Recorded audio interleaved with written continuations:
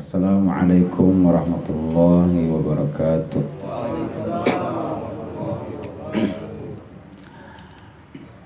Qala tabaraka ismuhu wa ta'ala dzikruh wa basyirus sabirin alladzina idza asabathum musibatun qalu inna lillahi wa inna ilaihi raji'un. Wa qala an-nabiy sallallahu alaihi wa alihi wasallam laqinu mautakum bila ilaha illallah. Wa qala Yasin iqra'uha ala mautakum. Al-hadis rawahu Imam Ahmad ibnu Hanbal wa Nasa'i wa Ibnu Majah wa Imam Al-Hakim.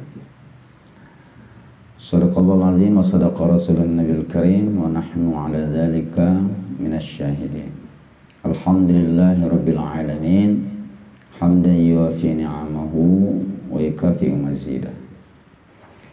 Ya Rabbana lakal hamdu kama yanbaghi lil jalali wajhika wa azimi sultanik. Allahumma salli wa sallim wa barik ala habibina wa syafi'ina wa maulana Muhammadin sallallahu alaihi wasallam wa ala alihi wa ashabihi ajma'in. Para pentakziah atas kepada Pak Bambang atas wafatnya istri tercinta di 2 hari yang lalu ya, Ibu Endang Prasetyowati binti Sukaryo.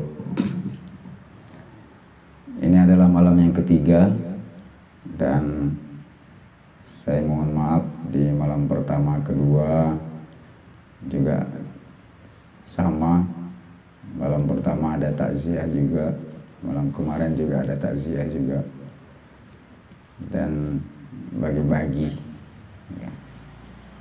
Saya bilang sama Pak Mul, insya Allah malam ketiga saya bisa datang. Kenapa kita harus bertakziah? Kenapa harus bertakziah? Takziah itu secara bahasa berasal dari kata azza yu'azzi ta'ziyah.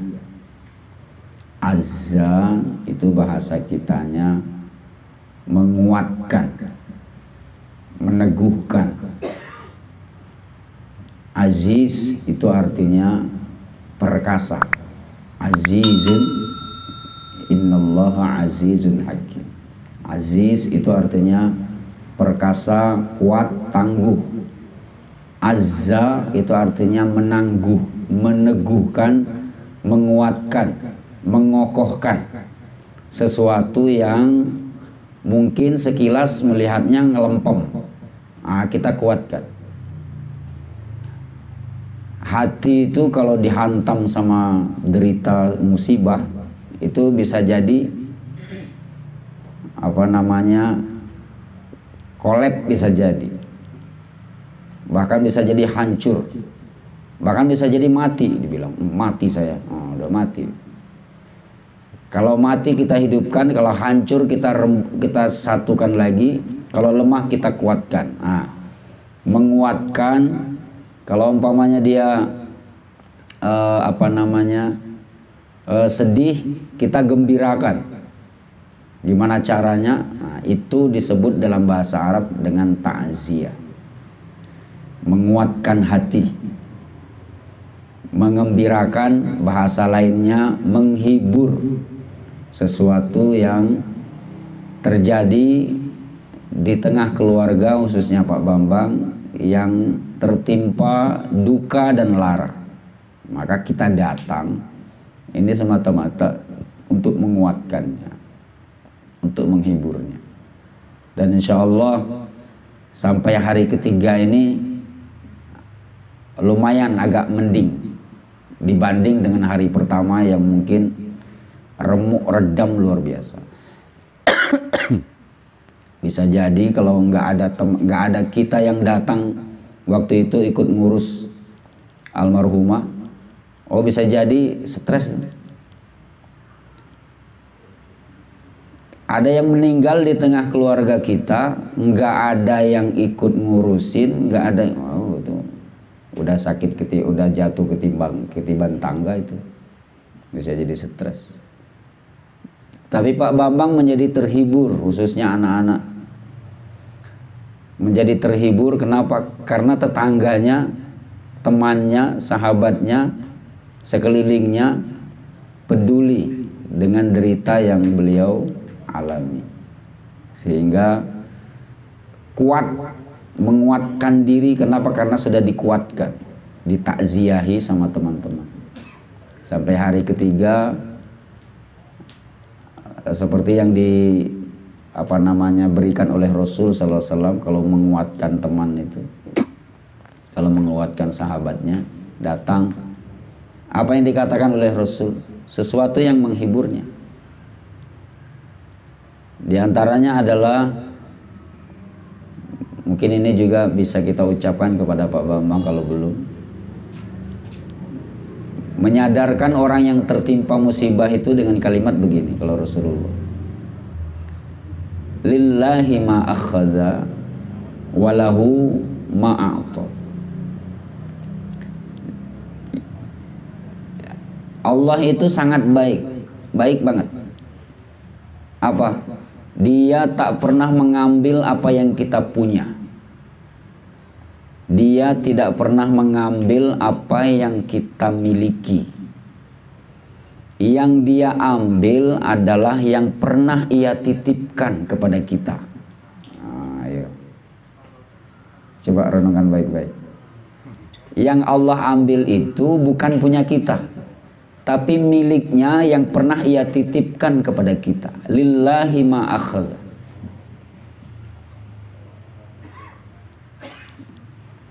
Terus memandang punya siapa? Punya Allah. Yang dititipkan di keluarga ini. Dititipkan ke Pak Bambang berapa tahun, Pak? 31 tahun. 31 tahun. Dititipkan ke Pak Bambang 31 tahun, dititipkan ke anak-anak, dititipkan ke keluarga di sini sekian. Dan bahkan dititipi segala suka dan dukanya. Dititipi juga bahagianya, dititipi juga sakitnya, kan dititipi di keluarga ini. Saat sakit dititipkan lagi sakit. Setelah selesai sempurna, Allah datang dan nelpon, mau ngambil lagi titipannya. Kira-kira layak nggak ke kita kalau kita tangisi tatkala orang yang nitipkan barang ke kita mau ngambil lagi barangnya? Umpamanya saya mau ke Kelapa II, tapi karena di sana nggak bisa nembus sepeda motor, akhirnya saya titipkan sepeda motor ke sini. Jalan kaki saya ke pasar. Karena kalau mau dibawa motornya harus muter sana, keluar. Saya titipkan sini, Pak Bambang nitip motor ya. Saya mau ke pasar. Bilangnya mau ke pasar. Dikiranya cuma sehari. Ternyata kemana? Ke pasar Jumat. Habis itu ke pasar Kemis, pasar Rebo, pasar Minggu, pasar Senin. Udah jadi seminggu. Karena saya berpikir agak lama nitipkannya, sekalian saya titipkan kuncinya, sekalian STNK-nya, sekalian kali aja mau dipakai keluar gitu ya. Kalau mau pakai aja gitu. Saya bilang begitu. Karena memang motor baru beli, enjoy aja dipakai sama Pak Bambang. Enak motornya, baru ngeredit, maksudnya tergantung bunyinya sih. Kalau didit, nah itu baru ngeredit namanya.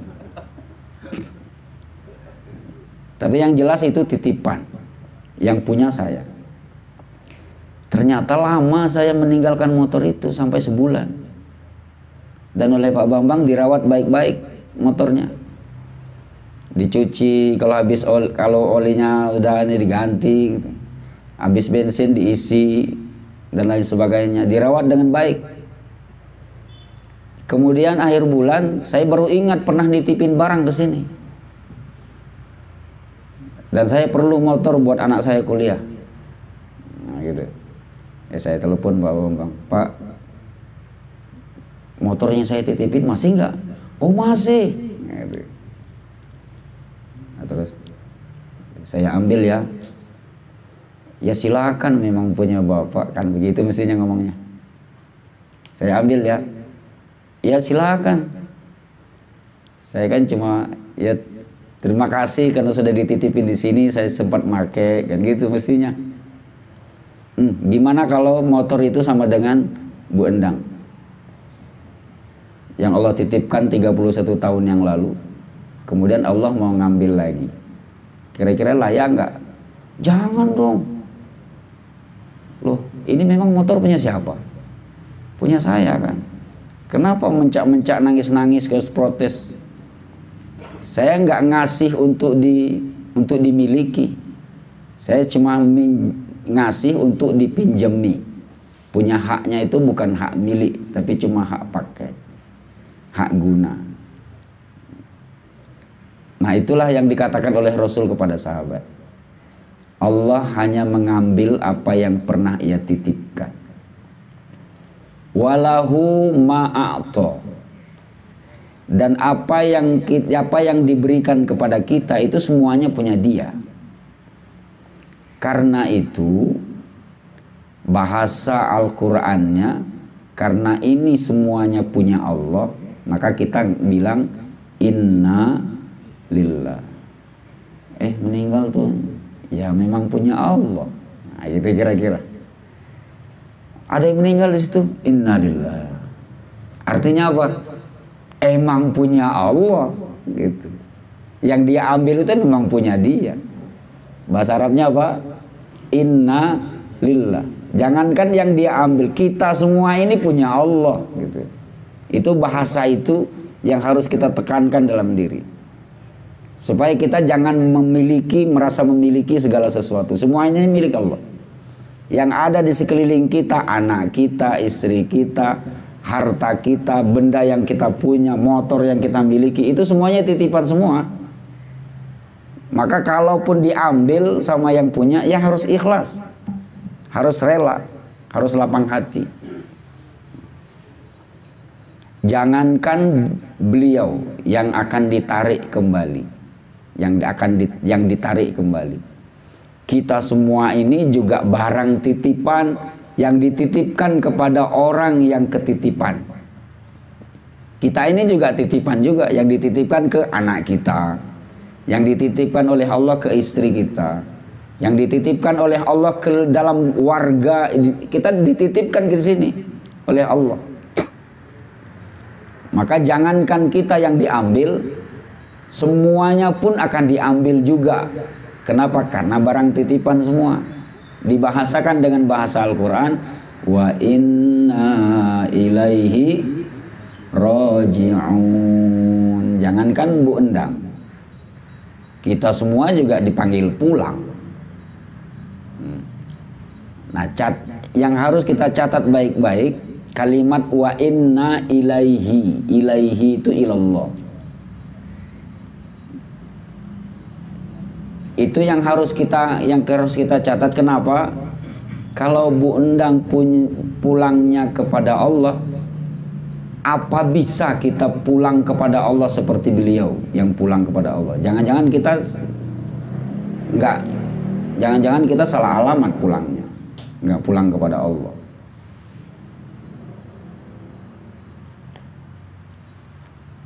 Bu Endang oke. Wa inna ilaihi raji'un, wahia ilaihi raji'ah, dengan bahasa irji'i ila rabbiki radiyatan mardiyah. Pulanglah engkau Bu Endang kepada Tuhanmu Allah Subhanahu wa taala dengan ridho dan diridhoi. Alhamdulillah. Dan beliau memang sudah lama kepengen pulang. Kenapa? Karena sudah diliatin alamat pulangnya. 3 pekan sebelum wafat, begitu ceritanya Dok ya. Ente kan cerita sama saya. Jadi bukan saya ngarang gitu. Apa ceritanya? Aku mau pulang. Tuh istanaku cakep banget itu. Udah mau selesai bangunannya. Tempat pulangnya itu udah mau selesai. Lantai berapa Dok? Lantai 2. Saya di lantai 2-nya. Artinya lantai 1-nya sudah selesai. Udah diliatin sama Allah tempat pulangnya itu, tempat kembalinya itu. Setelah irji'i ila rabbiki radiyatan mardiyah fadkhuli fi ibadi wadkhuli jannahnya udah diliatin. Surganya udah diliatin, tempat kembalinya. Di sana luas, sejuk, lengkap semuanya gitu. Servisnya lebih dari apa yang pernah kita rasakan di sini. Makanya aku mau cepat-cepat balik. Jangan sedih nak ya. Kita kan sebentar doang pisahnya. Kalau mau ketemu dengan mama nanti, kamu harus begini-begini, dikasih tahu tuh. Resepnya nanti kita dengar ceritanya. Apa resepnya kalau mau ketemu beliau? Artinya ini pulang sebentar. Jangankan beliau, kita pun akan nyusul. Berarti bareng pulangnya akan pulang ke tempat yang sama. Nah pulangnya itu ilaihi, apa benar nggak ilaihi roji'un, kepada Allah pulangnya. Nah, supaya kita pulangnya sama alamat dengan almarhumah, sama alamatnya dengan almarhumah, Rasul menyuruh kita untuk membaca Yasin kalau lagi takziah. Kita baca Yasin itu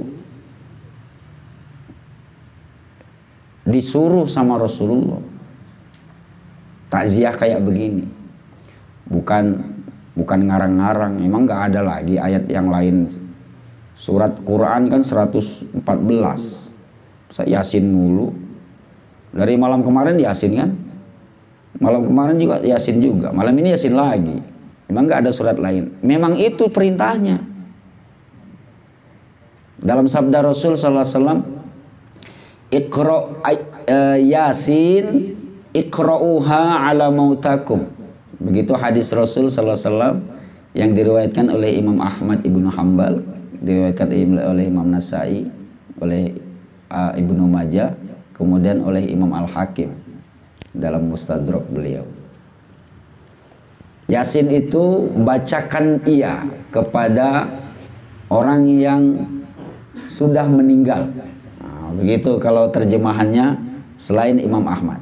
Tapi kalau Imam Ahmad menerjemahkannya, bacakan Yasin kepada orang yang akan meninggal dan sedang dalam keadaan sakaratul maut. Nah, terjemahan seperti itu Imam Ahmad karena mengambil dari hadis yang mirip sama dalam bahasanya, laqinu mautakum la ilaha illallah. Talkinkan dengan kalimat la ilaha illallah. Kepada siapa? Kepada orang yang akan meninggal, yang lagi sakaratul maut, itu yang ditalkinkan. Nah, itu beliau menerjemahkan bahasa mauta itu dengan yang akan meninggal atau yang sedang sakaratul maut. Karena itu lebih ngambil kepada bacakan Yasin kepada yang akan meninggal. Ini pendapat pertama, mengambil terjemahan Imam Ahmad. Kenapa? Buya Hamka pernah mempraktekkan hadis ini dengan terjemahan Imam Ahmad itu tahun 76 kalau nggak salah. Ada beliau membesuk ada yang sakit di rumah sakit Pelni, Jakarta. Di tengah membesuk itu, di ruangan sebelahnya itu ada sekeluarga ngumpul lagi tetangisan baca-baca. Ternyata pasien itu orang tuanya, nggak kita sebutkan, mohon maaf. Orang tuanya sekaratnya itu udah dari pagi, ini jam 4 sore. Dari pagi dituntun, ndak pulang-pulang, ndak selesai-selesai. Dilihatin berhenti, ntar datang lagi, gitu. Kayak susah gitu sekaratnya. Nah, kebetulan karena Buya Hamka datang ke situ tahun 1976. Udah lahir belum? Oh, belum. Ini beliau ceritakan dalam Muqaddimah Yasin Tafsir Al-Azhar. Diceritakan di situ mengenai makna arti dari mauta itu artinya yang akan meninggal. Ini menurut versi Imam Ahmad bin Hanbal. Karena kebetulan Buya Hamka ada di situ, ya sekalian ini ada Buya Hamka tuh. Minta tolonglah diapain gini bapak kita ini. Udah dari pagi sampai jam 4 sore nggak jadi-jadi pulangnya, susah. Udah dibacain ini, ditalkinkan, dibisikin, dibacain ini, nggak jadi-jadi. Datanglah Buya Hamka ke situ. Ayo keluarga sini ngumpul. Kata Buya Hamka, beliau berpegang kepada hadis tadi, bacakan Yasin kepada orang yang akan meninggal atau yang sedang mengalami sakaratul maut. Karena menurut terjemahan Imam Ahmad, jika dibacakan kepada orang yang akan meninggal, maka Allah akan mempermudah jalan pulangnya dan memperlancarnya, memuluskan jalan pulangnya dan memperlancarnya. Insya Allah cepat. Ya udah dikumpulkan keluarganya, semuanya pegang buku Yasin, kebetulan lagi bawa semua, bareng-bareng bacanya 1, 2, 3 sampai pertengahan ayat 36. Subhanallazi khalaqal azwaja kullaha mimma tumbitul ardu wa min anfusihim wa mimma la ya'lamun. Mulai normal napasnya, mulai turun sampai ke ayat 70. Apa ayat 70 itu?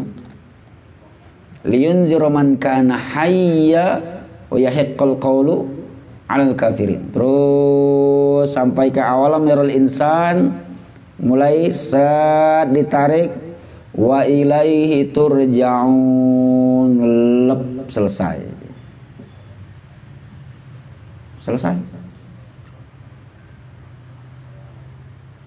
Nah itu artinya dibuktikan sama Buya Hamka bahwa maknanya adalah dibacakan kepada yang sedang menghadapi sakaratul maut. Terjemahan yang lain, imam yang lain, Nasai, kemudian Imam Al-Hakim khususnya, itu menerjemahkan al-mauta itu adalah yang sudah meninggal atau yang baru meninggal, al-mauta. Di mana kalimat al-mauta itu artinya yang sudah meninggal? Di ayat ke-12 surat Yasin. Apa bunyinya? Ayat 12 itu apa bunyinya? Inna nahnu nuhyi al-mauta. Coba lihat terjemahnya. Apa arti al-mauta di situ?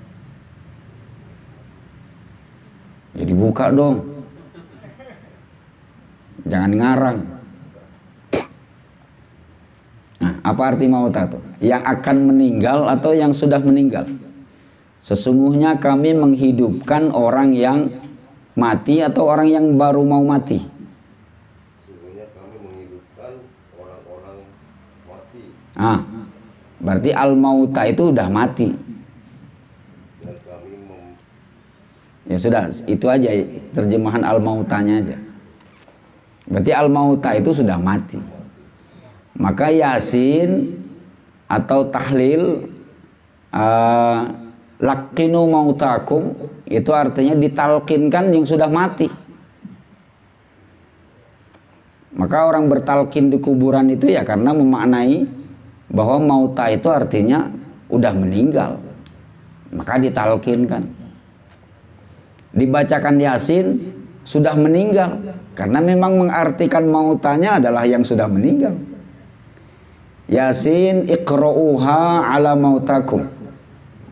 Yasin bacakanlah ia kepada orang yang sudah meninggal di antara kalian. Berarti kepada mayitnya. Sudah meninggal. Maka selama malam pertama, kedua, ketiga, ya kita bacakan Yasin, karena memang menerjemahkannya mauta itu adalah yang sudah meninggal. Untuk apa? Nah, satu, menghadiahkannya. Nah, itu bisa. Menghadiahkannya, dan itu disepakati oleh Imam Ahmad. Menghadiahkan bacaan Yasin kepada orang yang sudah meninggal boleh? Boleh. Entah hadiah itu merupakan pahala, entah hadiah itu merupakan wasilah, pendorong doa, bisa jadi. Setidaknya yang membaca pasti dapat pahala. Mau dihadiahkan atau enggak, ya itu terserah. Juga menjadi wasilah pengampunan doa, pengampunan bagi orang yang dibacakan. Sebanyak yang kita baca, sebanyak itu pula lah ampunan Allah diberikan kepada almarhumah. Sebanyak huruf yang ada, sebanyak itu pula lah permintaan kita, kasih sayang dan rahmat Allah diberikan kepada almarhum atau almarhumah yang kita bacakan Yasin. Dan itu sah-sah saja.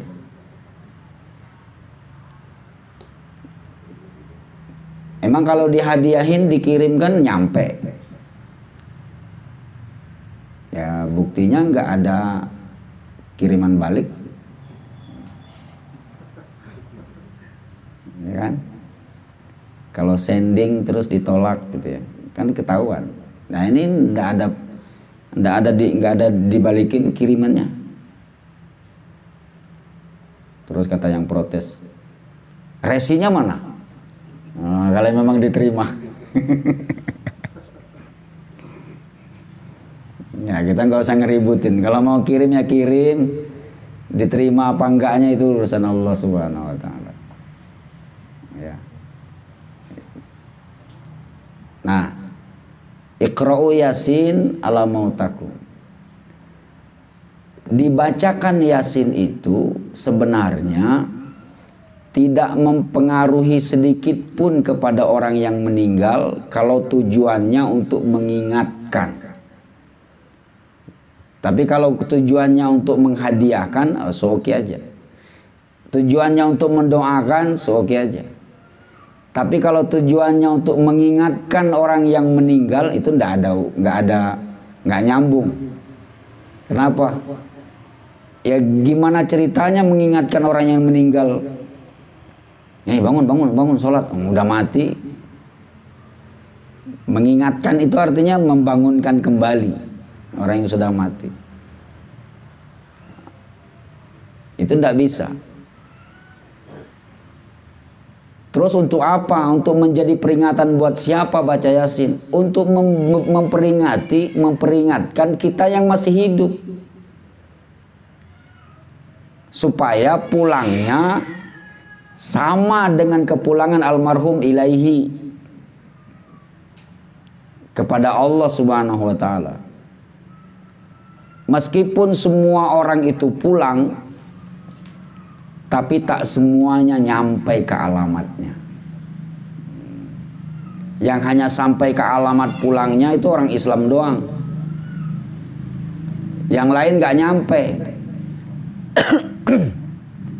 Ini Muslim semua kan? Nah, yang nyampe pulang kepada Allah Subhanahu Wa Taala itu hanya orang Islam. Ilaihi roji'un. Kalau di luar Islam itu tidak nyampe pulangnya, nggak nyampe kepada Allah pulangnya. Nyampe kemana? Ada yang nyampainya ke rumah bapaknya, kan gitu. Coba baca aja pengumumannya tuh, telah berpulang ke rumah bapak di surga. Ya kan rumah bapaknya?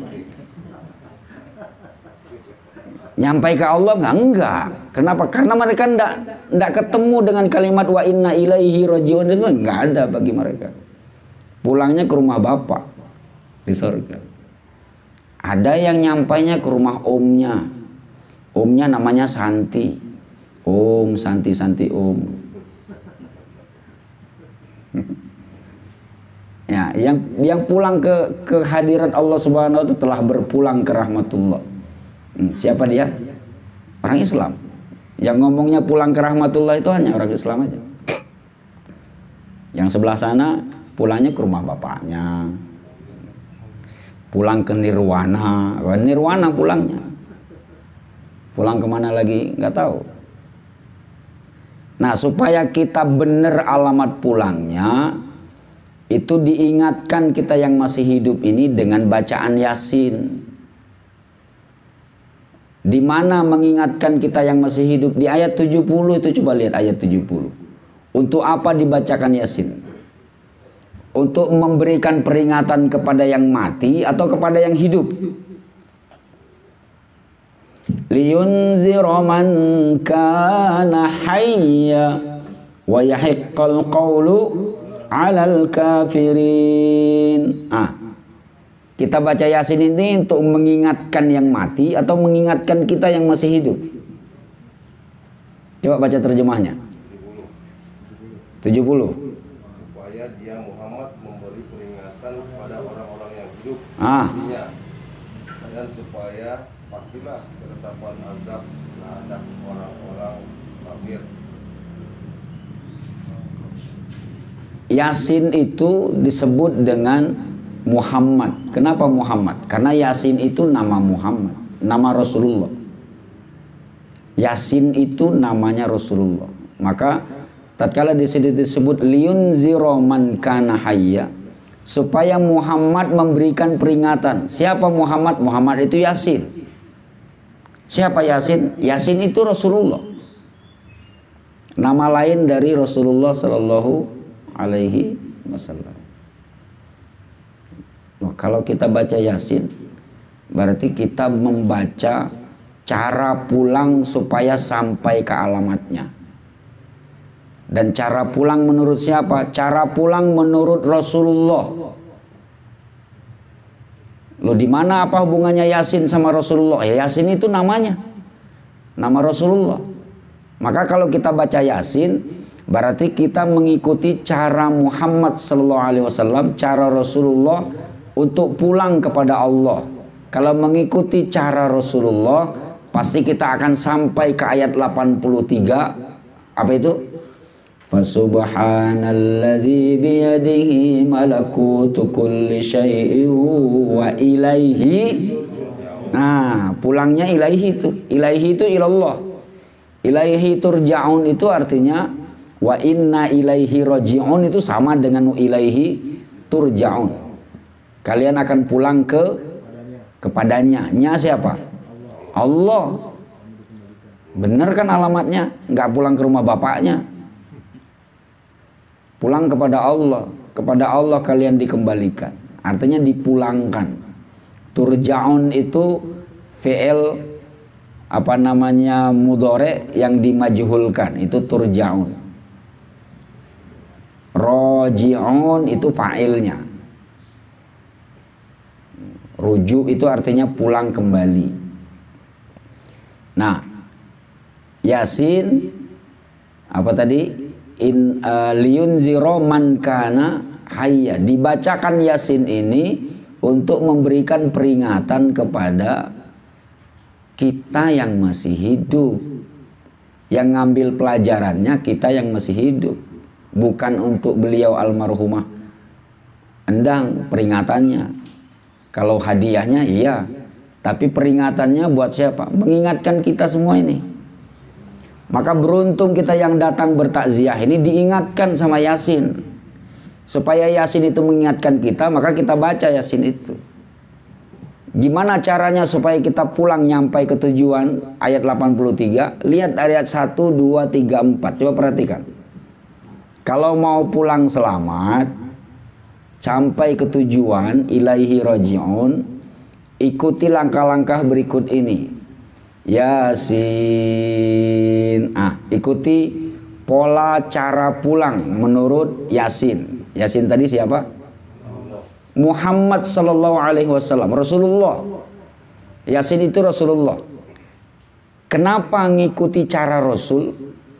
Karena Rasul sudah berhasil pulangnya kepada Allah. Maka kita ikuti yang berhasil. Nyontoh itu yang sukses, yang sudah pengalaman pulang. Rasulullah sebelum pulang kepada Allah sudah pernah pulang nggak? Sudah pernah. Isra Mi'raj itu sudah ketemu sama Allah, sudah pulang. Artinya sudah tahu jalannya. Maka Yasin itulah yang ditunjuk sebagai contoh, sebagai uswah dalam cara pulang. Caranya gimana? Wal Qur'anil Hakim.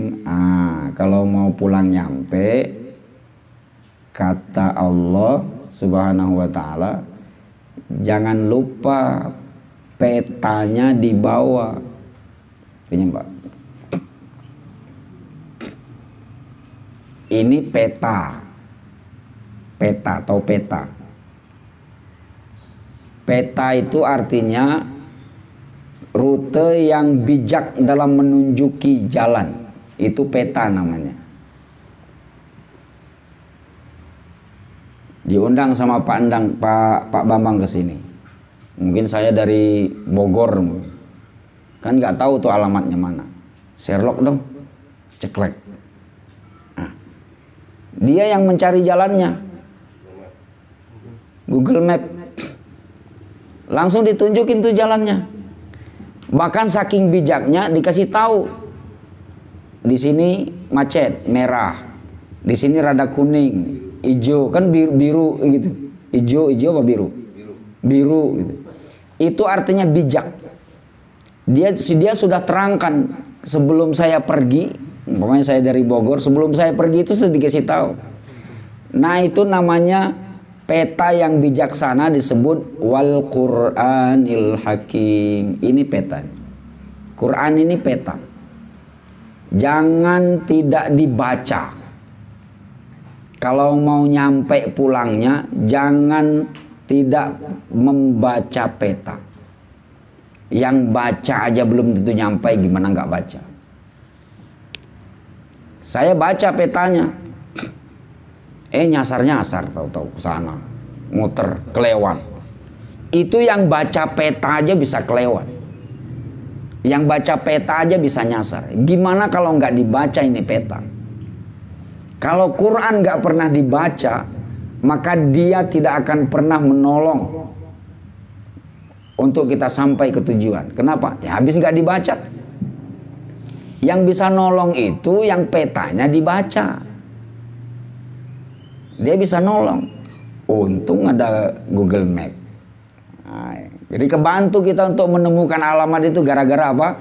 Gara-gara Google Map. Google Map yang mana? Google Map yang dibaca. Kalau dikirim sama Pak Bambang terus saya tidak pernah dibuka. Mana rumahnya? Ya kan sudah dikirim. Oh iya, nggak bisa dibuka. Kenapa? Paketnya habis. Salah sendiri.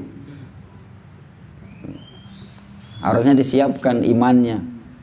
Biasanya orang yang enggan baca Quran itu karena paket imannya udah melemah.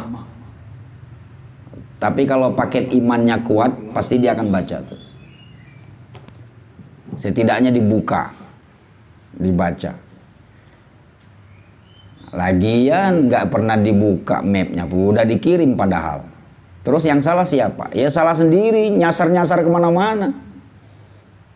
Yang baca Quran aja bisa nyasar, gimana nggak baca? Yang baca peta aja bisa nyasar, gimana nggak baca? Dia akan menjadi syafi'an li ashabihi kalau dibaca. Akan menjadi penolong bagi orang yang membacanya. Kapan? Nanti di hari kiamat dia akan nunjukin. Kemana ini jalan? Oh, ke sini. Kenapa? Karena pernah dibaca waktu di dunia. Iqra'ul Quran, kata Rasul, fa innahu ya'ti yaumal qiyamati syafi'an li ashabi. Wal Qur'anil Hakim. Kita sudah dikasih tahu peta. Kalau Yasin namanya Al-Qur'anul Hakim. Kalau Al-Fatihah namanya Al-Qur'anul Azim. Kalau Al-Qur'an yang keseluruhan disebut Al-Qur'anul Karim. Nah, itu rincian dari awal sampai akhir, itu dirinci petanya. Kalau nggak sempat membaca peta dengan segala rinciannya, nah ada ringkasan. Ringkasan peta itu ya Yasin. Yasin itu ringkasan peta. Ringkasannya. Ini kalau mau baca peta ini Rasul aja butuh waktu 22 tahun loh. 22 tahun, 2 bulan, 22 hari. Sanggup? Nggak sanggup ya? Kita baca ringkasannya aja. 83 ayat doang. Dari 6.236 di fresh, diringkas jadi 83 ayat. Baca aja Yasin. Pasti sampai ke tujuannya. Di mana tujuannya? Di ayat 83. Ilaihi turja'un. Nyampai. Nah, ringkasan itu disebut Al-Qur'anul Hakim. Fullnya dengan segala jabarannya Al-Qur'anul Karim. Kalau konklusnya atau summary-nya Al-Quran itu diringkas dengan 7 ayat saja. Namanya Al-Quranul Azim. Al-Quranul Azim itu Al-Fatihah. Al-Quranul Hakim itu Yasin. Al-Quranul Karim itu Quran secara keseluruhan. 114 surat. Satu, jangan tidak dibaca itu peta. Innaka laminal mursalin. Gak cukup baca peta. Langkah kedua adalah jangan lupa kita kalau nggak paham dengan peta, jangan sok-sok paham. Kalau memang nggak paham bertanya. Kemana bertanyanya? Ya kepada guide. Jangan pernah meninggalkan guide. Kita mau jalan-jalan di tengah-tengah kota Cina. Mungkin bisa kita bahasa Cina bisa. Dengan peta yang ada. Kita perlu guide nggak? Perlu guide di saat kita membaca peta yang kita nggak ngerti ini apa ini. Apalagi petanya bukan bahasa kita. Lah ini petanya kan bahasa Arab. Umpamanya mau umroh, keliling-keliling kota Mekah, Madinah, dikasih peta, habis ini ke sini, habis ini ke sini. Kira-kira cukup dengan bahasa Arab apa perlu guide? Perlu guide, apalagi kita belum pernah ke situ. Siapa guide yang harus kita minta? Orang yang sudah pengalaman ke situ. Jangan nyari guide yang nggak pengalaman. Nah, untuk pulang kepada Allah tak cukup kita baca peta. Kita perlu guide. Perlu pemimpin, perlu pembimbing dalam perjalanan itu. Siapa dia? Rasulullah sallallahu alaihi wasallam. Innaka. Nah, sesungguhnya engkau wahai Yasin minal mursalin. Yang diutus untuk menjadi guide. Kalau kita tidak ngerti baca peta, kita tanya ke Rasulullah. Karena Rasulullah yang menerangkannya dan menjabarkannya. Innaka laminal mursalin. Jangan mencari guide orang yang gak pernah pengalaman. Bisa ngawur itu. Situ mau umroh umpamanya. Terus pas berangkat dikasih sama petugas seorang pembimbing atau guide. Kita tanya guide-nya, ustadznya. Ustadz guide ya? Iya. Yang akan membimbing kita? Iya. Ustadz sudah pernah umroh? Belum.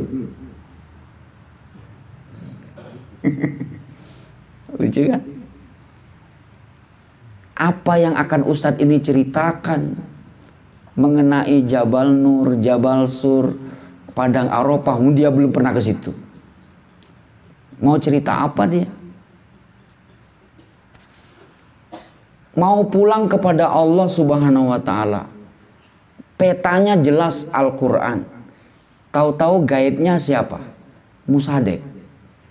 Kira-kira Musadek bisa, emang pernah pengalaman pulang gak ini orang? Itu otak orang yang percaya dengan Musadek bisa menuntun pulang kepada Allah itu jongkok banget itu. Harusnya Rasulullah yang dijadikan guide untuk memahami Al-Quran. Kenapa? Karena Rasulullah sudah pengalaman pulang dan sampai kepada Allah Subhanahu wa taala. Jangankan kepada Allah, surga udah masuk, udah ketemu di Sidratul Muntaha. Maka kita gunakan Rasulullah sebagai guide. Kalau ada yang nggak paham kita tentang isi Al-Quran, maka tanyakan hadis Rasul yang menerjemahkannya. Karena Rasul itu tidak diutus apa-apa kecuali untuk menerangkan apa yang diturunkan. Wa ma arsalnaka illa litubayyina linnas ma nuzzila ilaihim. Dua sudah. Innaka laminal mursalin. Yang ketiga, ala siratim mustaqim.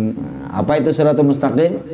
Siratul mustaqim itu kalau kita melihat terjemahan tafsir suratul Fatihah, siratul mustaqim itu ada dua.